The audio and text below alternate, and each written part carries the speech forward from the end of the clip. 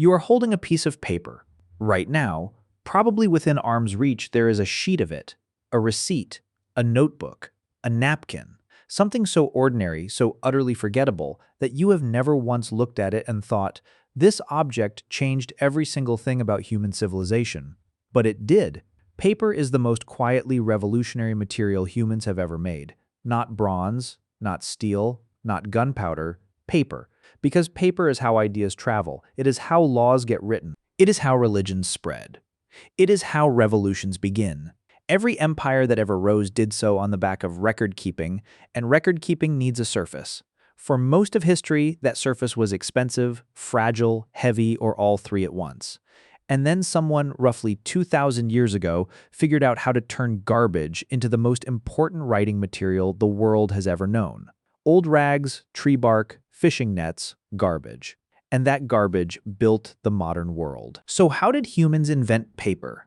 The answer stretches across 4,000 years. At least 3 continents, 2 independent inventions, 1 battle, and 1 man who was so important to history that he killed himself in a palace and almost nobody remembers his name.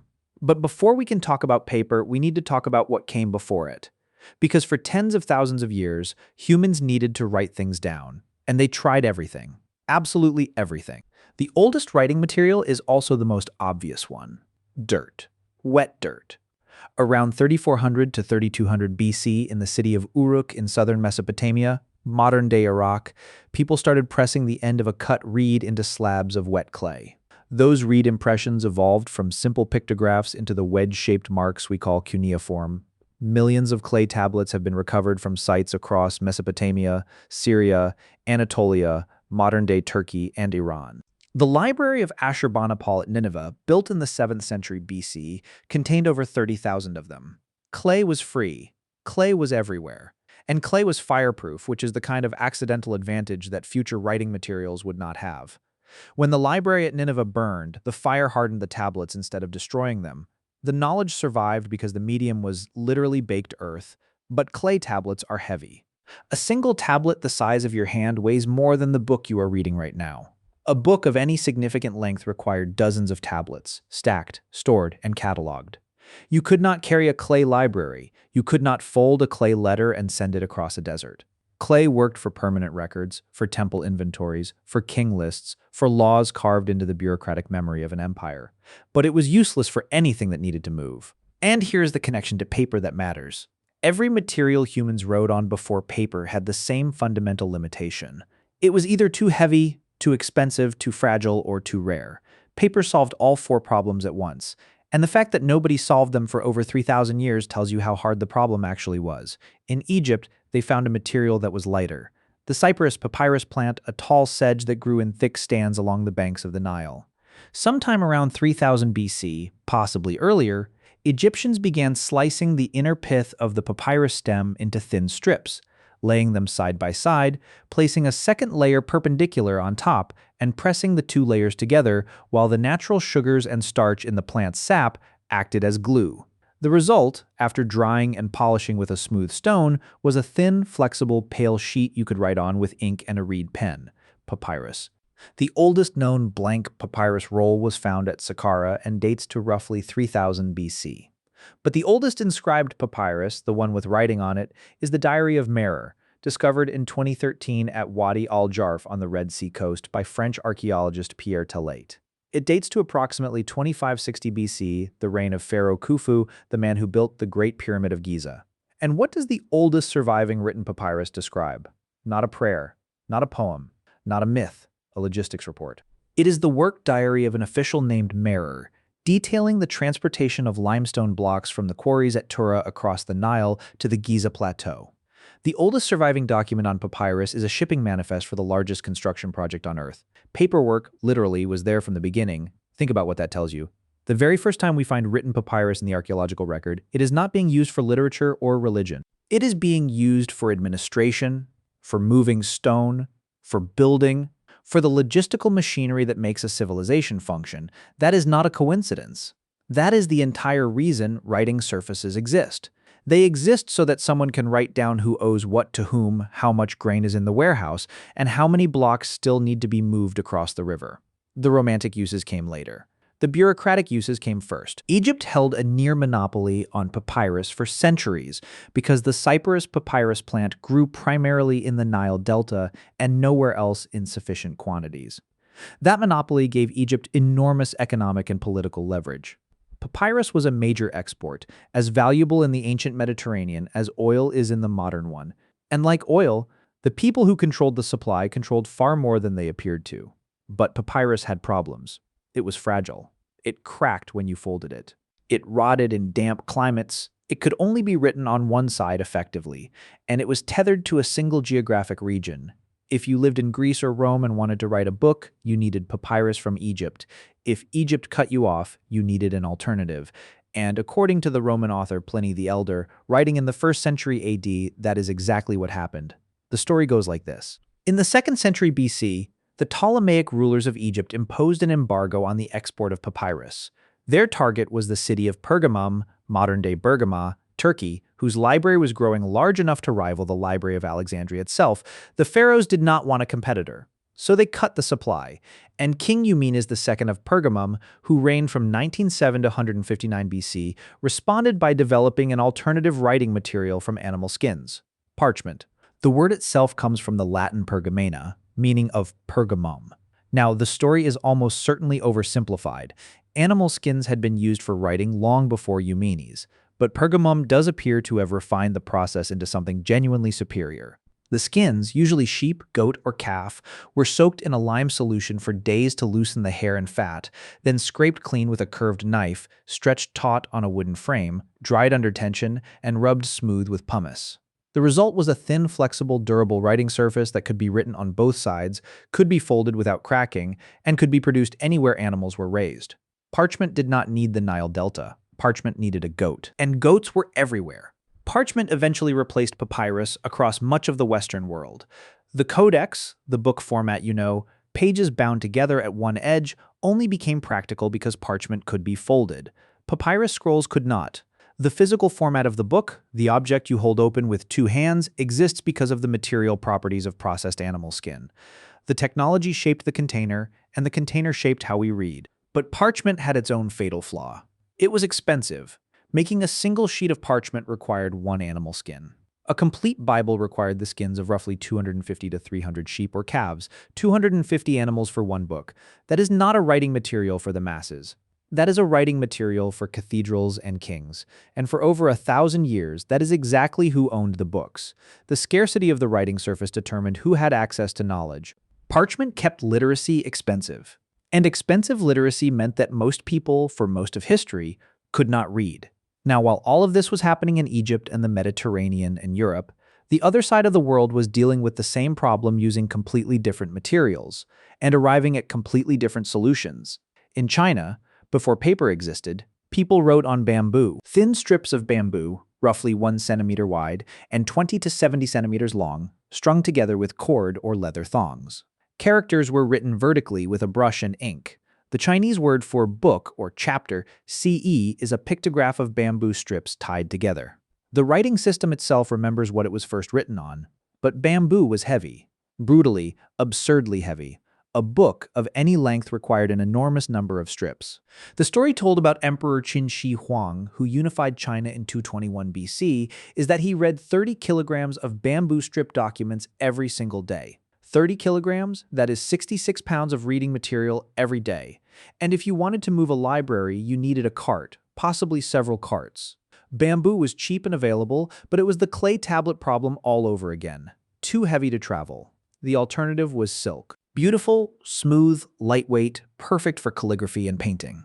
The Mawangdui silk texts, discovered in a 2nd century BC tomb, are among the most stunning examples. But silk was ruinously expensive. Writing on silk was like writing on money. It was reserved for the most important documents, the most prestigious occasions, the people who could afford to waste one of the most valuable trade commodities on earth just to put words on it.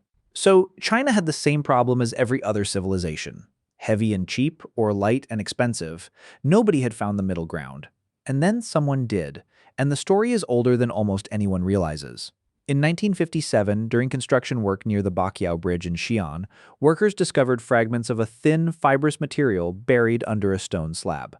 Analysis revealed it was paper. made primarily from hemp fibers. Dated to the reign of Emperor Wu of the Western Han Dynasty, roughly 140 to 87 BC. That is over 2,000 years ago. And it is not the only find. In 1986, at a tomb in Fangmatan, in Gansu province, archaeologists found a small piece of paper, roughly 10 by 4 centimeters, with a map drawn on it. The tomb is dated to approximately 179 to 141 BC. A map, on paper. 2 centuries before the man traditionally credited with inventing paper was even born. And at Shuangquanji, a postal relay station on the old Silk Road in Dunhuang, fragments of paper dating from 111 BC to 107 AD were recovered, some with writing on them. A government relay station using paper for official communication. Before the supposed invention of paper, think about what that means. Paper did not appear suddenly in 105 AD like a switch being flipped. It evolved, slowly, over centuries. Someone, somewhere in Western China, figured out that if you took plant fibers, soaked them, beat them, suspended them in water, and caught them on a screen, the dried result was a thin, flat, flexible material you could write on. And this happened at least 200 to 300 years before the man who gets the credit.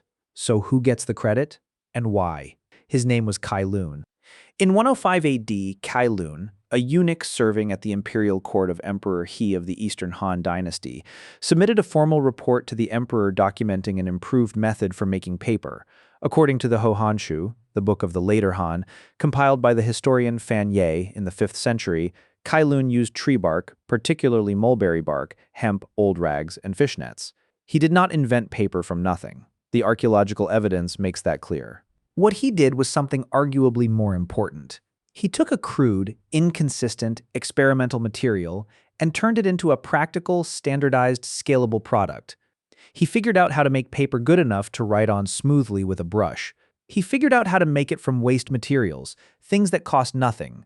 And crucially, he reported it to the emperor, which meant the imperial court adopted it, which meant the bureaucracy adopted it, which meant the entire country adopted it. Think about the materials he chose. Tree bark, hemp, old rags, fishnets, garbage. He looked at things people threw away and turned them into the most important writing material in history.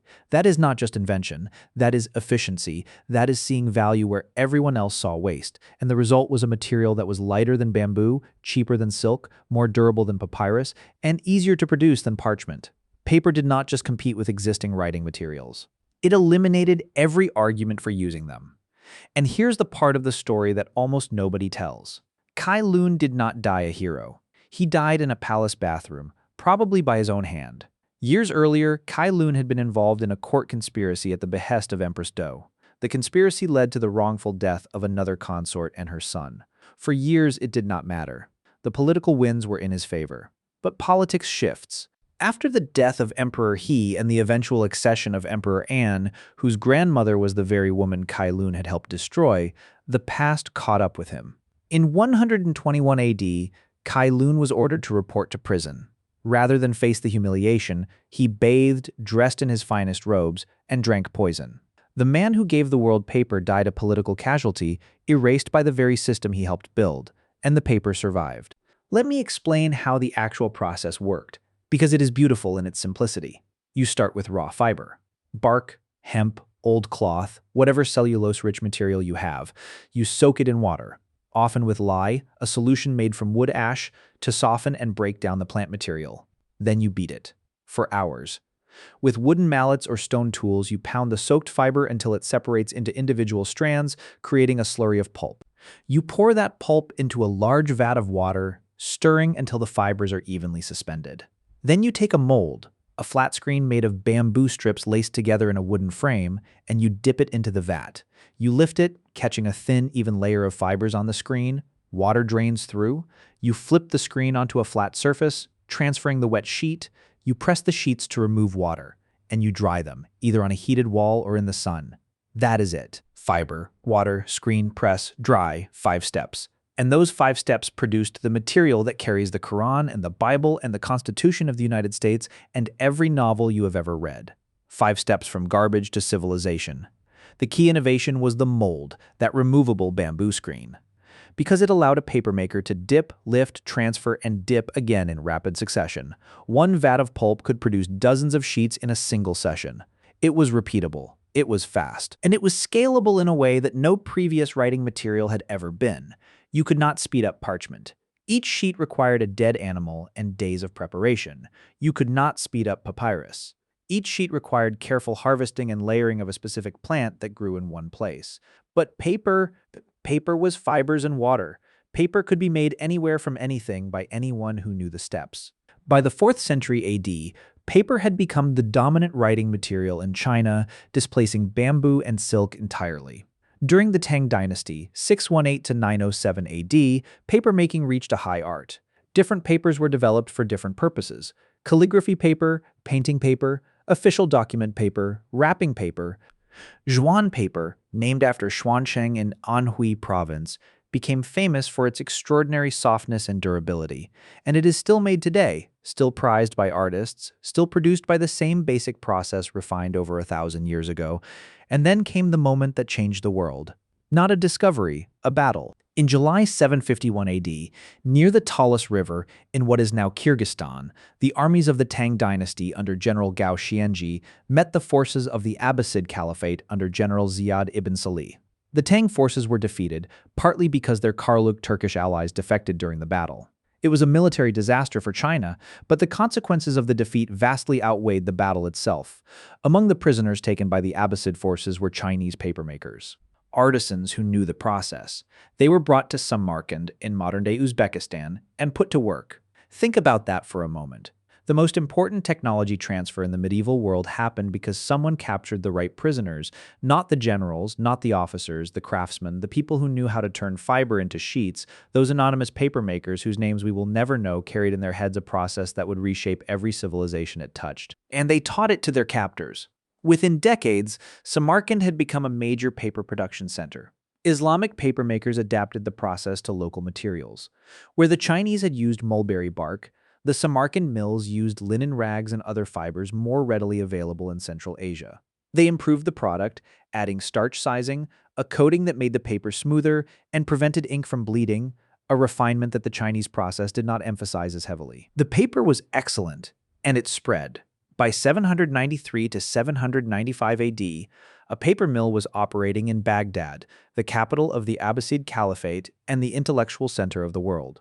From Baghdad, paper production spread to Damascus, to Egypt, where it gradually replaced the ancient papyrus industry that had lasted over 3,000 years, to North Africa. To the cities of the Islamic world, one after another, each one establishing mills, each one producing paper in quantities that papyrus and parchment could never match. And here is the connection to paper that reaches forward into everything that follows. The Islamic Golden Age, that extraordinary period of intellectual achievement stretching roughly from the 8th to the 14th century, ran on paper. The translation movement, where scholars in Baghdad translated the works of Aristotle, Galen, Ptolemy, Euclid, and other Greek, Persian, and Indian thinkers into Arabic, would have been impossibly expensive on parchment. The House of Wisdom, the Beit al-Hikmah in Baghdad, that legendary center of scholarship where Muslim, Christian, and Jewish intellectuals worked side by side, needed a writing material that was cheap and abundant enough to sustain the most ambitious knowledge project the world had ever seen. Paper was that material. Without paper, the Islamic Golden Age may not have happened, or it would have happened more slowly, more narrowly, confined to the people who could afford animal skins. The mathematics of al-Khwarizmi, the medical encyclopedias of Ibn Sina, the optics of Ibn al-Haytham, the astronomical observations that corrected Ptolemy, all of it written on paper. All of it transmitted on paper. All of it preserved because paper was cheap enough that multiple copies could be made and sent to multiple cities. Baghdad had bookshops, entire streets of them. In the 10th century, the geographer al-Muqaddasi described a paper market in Cairo. Paper did not just carry the ideas of the Islamic Golden Age. It made the Islamic Golden Age structurally possible, the same way cheap energy makes industrial economies possible. Without the medium, the message does not travel. And the message was about to travel to Europe. Paper entered Europe through the gate, it entered almost everything else. Islamic Spain, Al-Andalus. The city of Zativa, near Valencia, is widely cited as the site of the first paper mill in Europe. The Arab geographer Al-Idrisi mentioned Zativa as a paper-producing center in 1150 AD, though some sources suggest production may have begun there as early as 1056 AD. From Spain, the technology crept northward and eastward. Italy, France, Germany, England, each adopting it at different speeds, each resisting it for different reasons. And they did resist it, because in Europe, paper had a reputation problem. It was flimsy. It was associated with the Islamic world, which was politically and religiously suspect. And most importantly, it was not parchment. Parchment was what you used for things that mattered. Legal documents, royal charters, religious texts. Paper was what merchants used for letters. The Holy Roman Emperor Frederick II actually banned the use of paper for official documents in 1221, declaring them invalid. Paper, in his view, was too impermanent for anything important. But expense has a way of overruling prejudice, and parchment was catastrophically expensive. A single Bible on vellum required the skins of roughly 170 to 300 calves. That is an entire herd of cattle for one book. Paper offered the same writing surface for a fraction of the cost. And as literacy expanded, as universities grew, as commerce demanded more record-keeping, the need for a cheaper material became impossible to ignore. Paper won the argument the same way it always wins the argument. It was cheap, and cheap wins.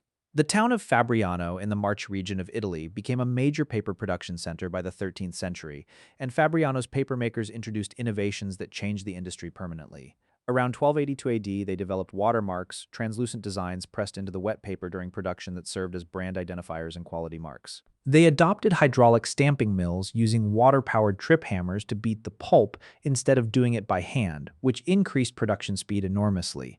And they replaced starch sizing with animal gelatin, which made the paper more durable and better suited for writing with the quill pens and iron gall ink that Europeans preferred. Fabriano paper was better than anything that had come before it, and it was made by a small Italian town that most people have never heard of. In Germany, the first major paper mill was established in Nuremberg around 1390 by a patrician named Ullmann Stromer.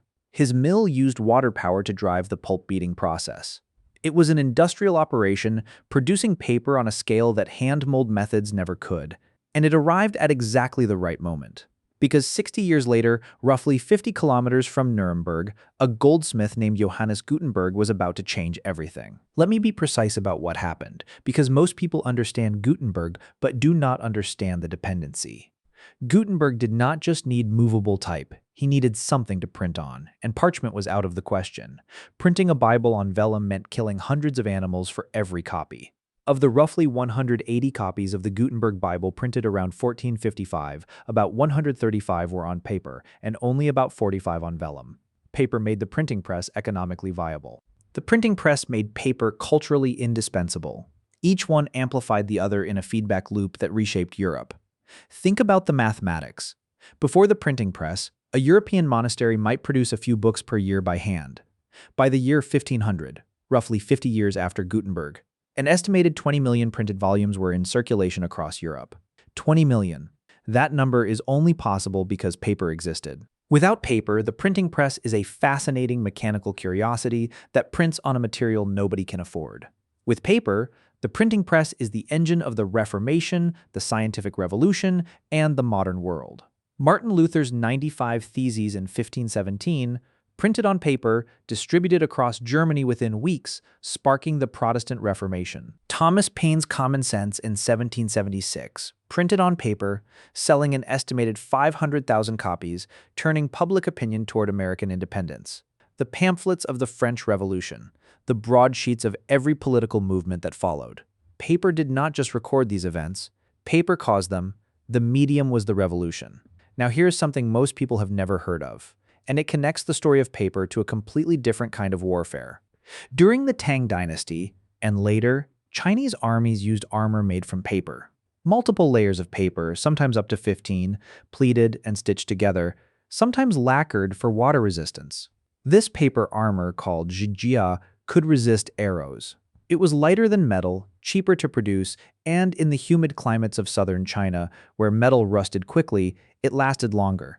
During the Song Dynasty, 960 to 1279 AD, the government commissioned the mass production of paper armor. In 1040 AD alone, they ordered 30,000 suits of it. 30,000. Modern researchers have tested layered, lacquered paper and confirmed that it can deflect arrows, the same principle as the ancient Greek linothorax, layered linen armor that Alexander the Great wore. Different material. Same physics. Layers of flexible material dispersing impact energy across a wide area. Paper was not just for writing. Paper was for surviving, but paper also had an older cousin that most histories ignore entirely. On the other side of the Pacific, in Mesoamerica, the Maya and Aztecs independently developed a material that looked like paper, functioned like paper, and was used like paper without any contact with China or the rest of the Old World. They called it amate, from the Nahuatl word amatl. It was made from the inner bark of fig trees and jonote trees. The bark was stripped, soaked, often boiled in lime water, and then beaten with a ridged stone tool on a wooden board until the fibers interlocked to form a thin, flat sheet. No mold, no water suspension, no screen. The beating itself created the sheet. It was a fundamentally different process from Chinese papermaking, arriving at a functionally similar product through completely different means. The Maya wrote their screenfold codices on amate, coating the sheets with a thin layer of lime plaster to create a smooth writing surface. The Aztecs used it for tribute lists, astronomical records, ritual calendars, and ceremonial offerings. Paper banners and streamers made from amate were central to Aztec religious practice. And then the Spanish arrived, and missionaries viewing the codices as works of the devil burned them. Nearly all of them. Of the entire written legacy of Maya civilization, only 4 codices are known to survive. 4: the Dresden Codex, the Madrid Codex, the Paris Codex, and the Maya Codex of Mexico. The rest were destroyed. Thousands of years of astronomical observation, mathematical knowledge, historical record, religious thought, all of it written on paper, all of it fed to the flames by people who did not understand what they were burning. It is one of the greatest losses of knowledge in human history. And it happened because paper burns. That fragility, that vulnerability to fire, is the dark side of paper's story. Paper carries knowledge forward. Paper also lets knowledge be destroyed. The Library of Alexandria, with its hundreds of thousands of papyrus scrolls, was diminished over centuries, not in a single fire as the popular myth suggests, but through repeated damage and neglect. The burning of books during the Qin dynasty in 213 BC, when Emperor Qin Shi Huang ordered the destruction of texts from rival philosophical schools. The destruction of the House of Wisdom in Baghdad when the Mongols sacked the city in 1258 AD, reportedly throwing so many manuscripts into the Tigris River that the water ran black with ink for days. Every time paper carries knowledge into the future, it also creates the possibility that someone will put a match to it and erase the past. And yet we kept making it, because the alternative, not writing things down, was worse. Now, for most of its history, paper was made from rags. Old linen clothes, cotton garments, hemp rope, anything with cellulose fibers that could be beaten into pulp. And for centuries, that was fine. But by the 18th century, Europe had a problem. Demand for paper was exploding, driven by the printing press, by newspapers, by the growing bureaucracies of nation-states, by a literate population that was reading more than any generation before it, and there were not enough rags. The supply of old clothes simply could not keep up with the demand for paper. Rag collectors roamed the streets. Governments offered bounties. Some countries banned the export of rags, treating them as a strategic resource. The paper industry was being strangled by its own raw material. The answer was staring at them from the nearest forest. But it took a French scientist and a German weaver to see it. In 1719, a French scientist named René-Antoine Ferchaud de Réaumur presented a paper to the French Royal Academy of Sciences that made an observation so simple it bordered on embarrassing. He had been watching wasps, paper wasps. He noticed that wasps chewed wood fibers, mixed them with saliva, and used the resulting paste to build their nests. The nests were papery, thin, light, layered.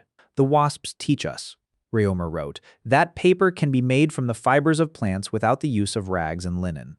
Wasps had been making paper from wood pulp for millions of years. Réaumur was the first human to notice and say it out loud. But nobody listened. Not for over 100 years. In 1843, a German weaver named Friedrich Gottlob Keller finally acted on the idea.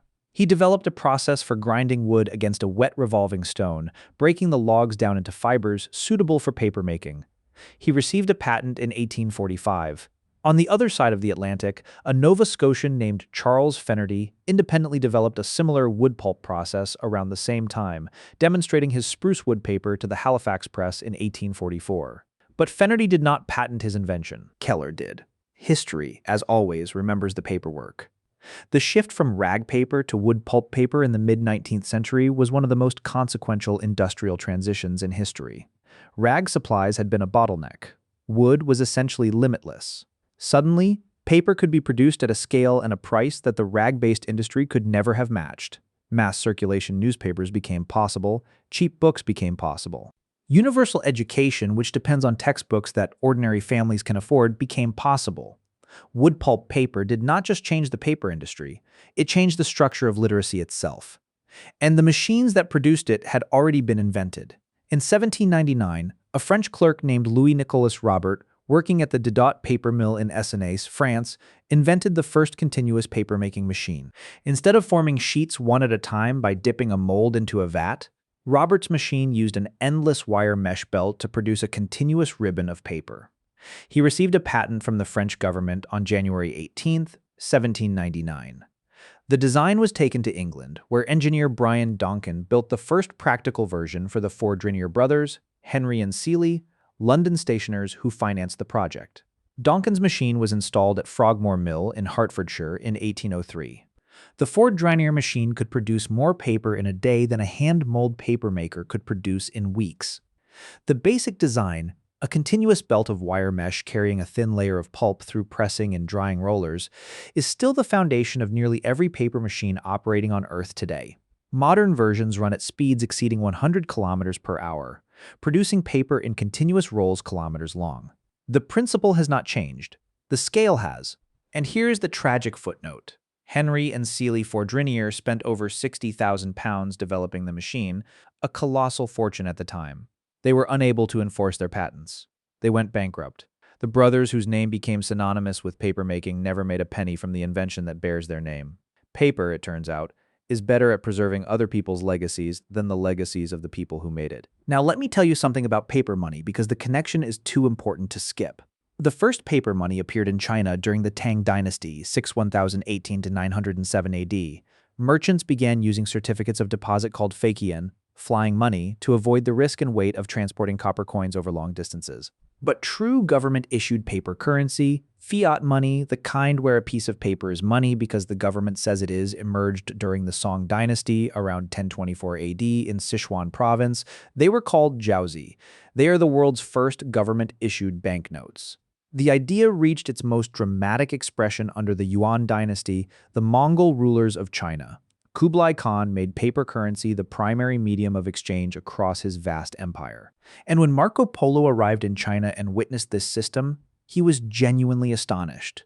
"You might say that he hath the secret of alchemy and perfection," Polo wrote. "The great Khan causeth the bark of trees, made into something like paper, to pass for money over all his country." Polo understood what he was seeing.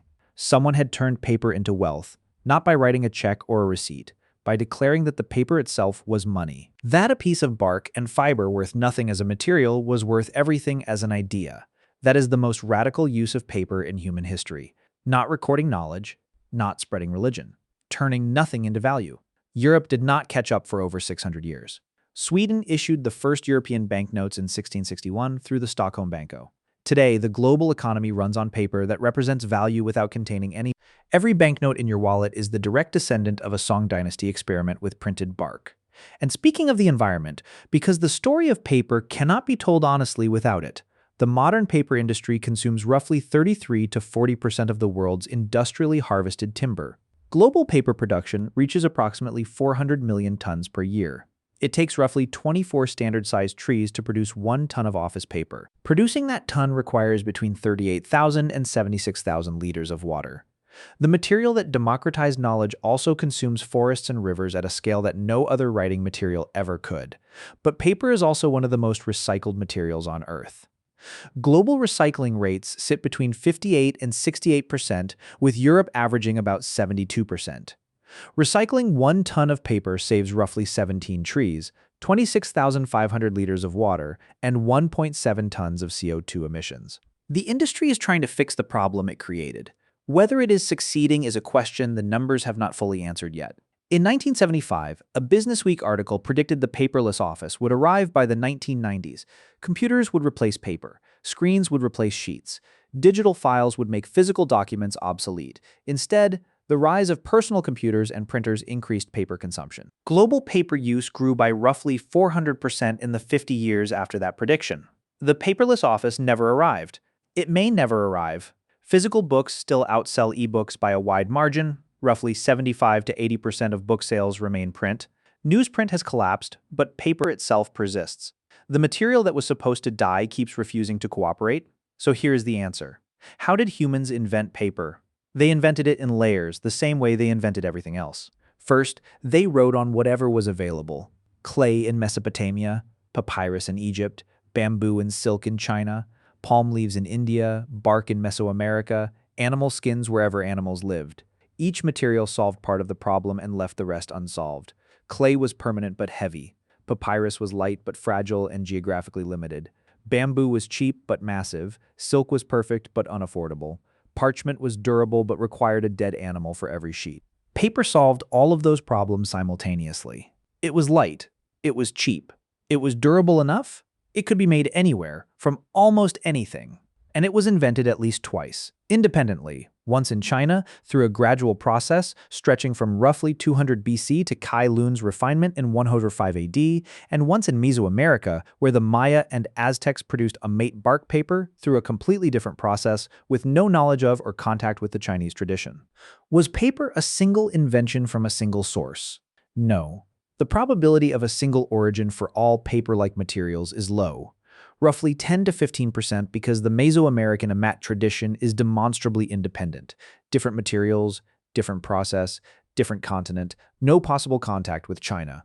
However, the specific paper that became globally dominant, the Chinese tradition of water-suspended pulp formed on a screen, does appear to trace to a single origin in China, spreading westward through the Islamic world and into Europe.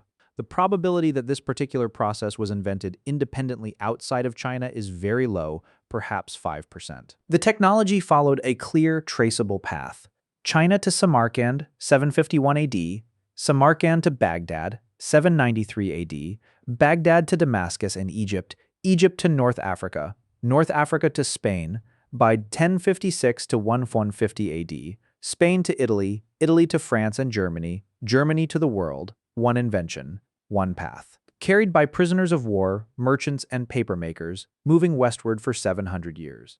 The probability that humans would invent some form of paper, given the availability of cellulose fibers, water, and the universal need for a lightweight writing surface, is extremely high, above 95%.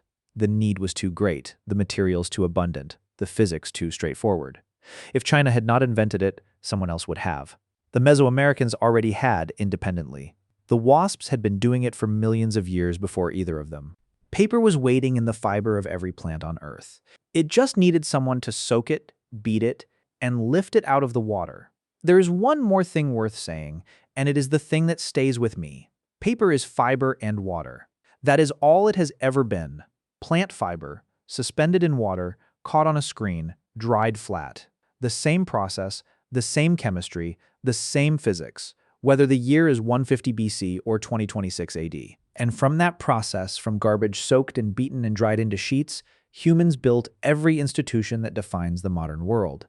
Every law is written on paper, every treaty is signed on paper, every constitution, every declaration of rights, every marriage certificate, every death certificate, every diploma, every deed to every house, every border between every country on earth is defined by words on paper. Your identity, your citizenship, your legal existence as a person depends on a piece of paper filed somewhere in a government office.